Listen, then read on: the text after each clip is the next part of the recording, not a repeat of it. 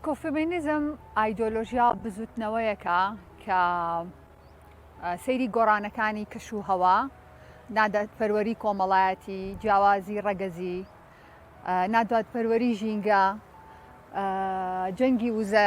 لە دنیاە و سپی هەڵگەرانی دوورگە مەرجانەیەکان، بایۆتەکنۆلۆژیا کە ئەمڕۆ قازانجێکی زۆر ئەکا لەو پێشکەوتنەی کە بەدەستی هێناوە. هەموو ئەمانە گرێدراوی سەیریەکە وەکو یەک وێنە گەورەکە ئەیبینێ و هەمووشان وەکو دەرهاویشتەی یان با بڵێن قەیرانی سیستەمێک ئەبینێ کە سیستەمی سەرمایەداری پیاوسالاریە. ئەم ئایدۆلۆژیایە ناوێت وەکو ڕۆشنبیری هاوچەرخ یان زانستی سەردەم قەیرانەکان یان کێشەکانی ناو کۆمەڵگا چ ئابووری چ سیاسی چ کۆمەڵایەتی بێ بەش سەیری بکە، بەڵکو یەکانگیری ئەکا وە پێی وایە هەموو ئەمانە هاوپەیوەند و گرێدرا و کاریگەرن لەسەر یەکتری.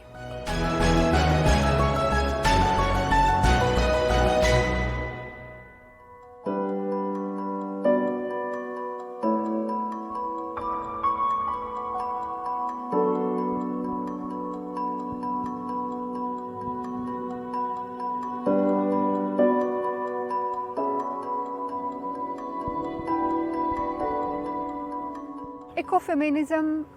یان فیمینیزمی ژینگەیی بزوتنەوەیەکە کە لە سەرەتای هەفتاکانی سەدەی ڕابردووە سەری هەڵداوە. هەڵبەت لەو کاتەیە چەمکەکە جێی خۆی گرت و لە ئەدەبیاتی فیمینیزمیە قسەی لەسەر کراو، چونکە بەتایبەت لەو کاتەیە گفتوگۆی نێوان ژن و ژینگە بە شێوازێک بوو کە مشتومڕێکی گەرمتری یا بەو گفتوگویانەی کە لەو کاتەدا بۆ پرسی ژینگە و بۆ پرسی ژن ئەکرا. ئەگەر بڕینەوە بۆ مێژووی سەرهەڵدانی ئەم بزوتنەوەیە، ڤاندانا شیڤا پێی وایە کە لە 300 ساڵ لەمەوبەر کاتێکە بزوتنەوەی چیپکۆ واتە بزوتنەوەی باوەش پێداکردن یان ڕاوەستاندن،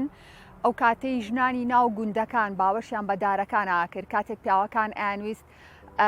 ئەو دارانە ببرنەوە بۆ فرۆشتن یا بۆ دابینکردنی پێداویستەکانی ناوماڵ، ژنانی ناو گوندەکان پارێزگاریان لە داری دارستانەکان ئەکرد و پارێزگاریان لەو دارانە ئەکرد، چونکە ئەمە هۆکارێک بوو بۆ دابینکردنی خۆراک و گوزەرانی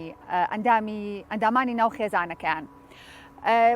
بەڵام بە شێوازێکی وەکوی کەوتمان لە ئەدەبیاتی فیمینیستی کە ئەم چەمکە بەکار هاتووە ئیکۆفێمینیزم یا فیمینیزمی ژینگەیی بۆ یەکەم جار لە ساڵ 1974 لەلایەن فیمینیستی فەڕەنسی کە فیمینیستێکی ڕادیکاڵ بوو، فرانسیس وازدۆبن لە کتێبەکەیە کە هەر لەو ساڵەدا چاپ کراوە، کتێبەکەی بەناوی فیمینیزم یان مردن، بۆ یەکەم جار چەمکی ئیکۆفێمینیزم بەکارەهێنێ. لەو کتێبەیە کە وەکو مانیفەستۆیەکی فیمینیزمی سیر ئەکرێ، باس لەوەکە کە لێکۆڵینەوەی لەسەر پێگەی ژن کردووە لە ئاستی دنیاە لەو کاتەدا و ئەو پرسی چارەسەری بۆ ژناندانێ لەو کاتەدا و بانگەواز لە ژنان و لە ژینگە پارێزان ئەکا لەوەی کە پێویستەکە بەم دیدگایە سەیری کێشەکانی ژن و ژینگە بکرێ و لەوێ سیاسەتی ئیکۆفێمینیزم پێشنیارەکە بۆ چارەسەری.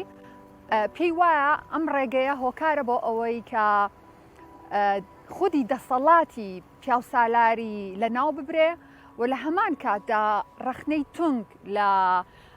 دەسەڵاتی سیاسیش ئەگرێ. بۆیە بانگەوازەکەی ئەو لە ڕێی ئەو کتێبۆ باز لەوەکە کە پێویستەکە گۆڕانکاری نوێ بهێنرێت بەتایبەت لەو کاتەدا.